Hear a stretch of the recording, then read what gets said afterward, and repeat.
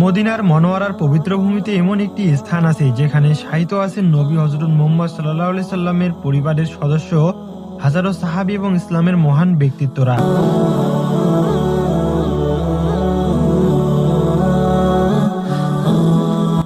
এই স্থানটি শুধু একটি কবরস্থান নয়, এটি ইসলামের ইতিহাসের এক নীরব সাক্ষী। আজকের ভিডিওতে আমরা জানবো জান্নাতুল বাকির ইতিহাস। জান্নাতুল বাকি অবস্থিত মদিনার বিখ্যাত মসজিদের পাশে। এই মসজিদটি হলো মসজিদে নববী।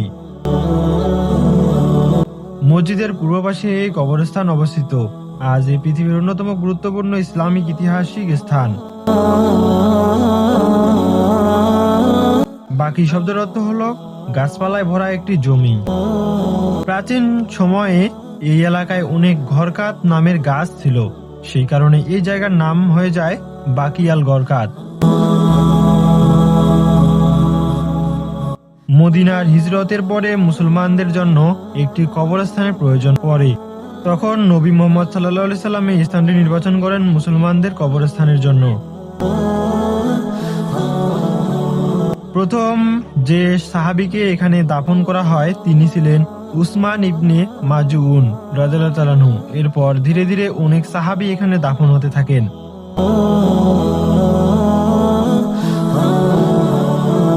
জান্নাতুল বাকিতে শায়িত আছেন নবী মুহাম্মদ সাল্লাল্লাহু আলাইহি সাল্লামের পরিবারের অনেক সদস্য। এদের মধ্যে উল্লেখযোগ্য হলেন ইমাম হাসান ইবনে আলী রাদিয়াল্লাহু তাআলা আনহু, ফাতেমা বিনতে আসাদ রাদিয়াল্লাহু তাআলা আনহু, উম্মুল মুমিনিন আয়েশা রাদিয়াল্লাহু তাআলা আনহু। এছাড়া নবী হযরত মুহাম্মদ সাল্লাল্লাহু আলাইহি সাল্লামের পরিবারের অনেক সদস্য এখানে সমাহিত। ইসলামের ইতিহাস অনুযায়ী প্রায় 10,000-এর বেশি সাহাবী জান্নাতুল বাকিতে সমাহিত আছেন বলে ধারণা করা হয়। এই কারণে এই কবরস্থানকে বলা হয় সাহাবীদের কবরস্থান।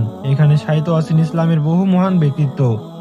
নবী মুহাম্মদ সাল্লাল্লাহু আলাইহি সাল্লামের প্রায় জান্নাতুল বাকিতে যেতেন এবং সেখানে দাফনকৃতদের জন্য দোয়া করতেন। তিনি বলতেন, হে কবরবাসী মুমিনগণ, তোমাদের উপর শান্তি বর্ষিত হোক।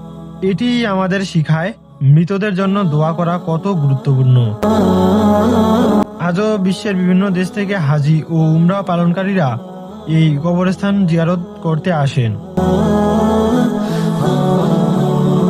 এখানে খুব সাধারণভাবে কবর রাখা হয়েছে, কোনো বড় গম্বুজ বা অলংকার নেই। এটি ইসলামের সরলতার একটি প্রতীক। জান্নাতুল বাকি একটি কবরস্থান নয়, এটি ইসলামের ইতিহাসের একটি বিশাল অধ্যায়। এখানে শায়িত আছেন নবী পরিবারের সদস্য, সাহাবী এবং ইসলামের মহান ব্যক্তিত্বরা।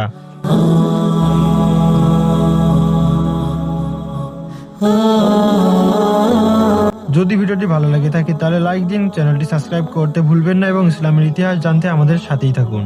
আল্লাহ হাফেজ।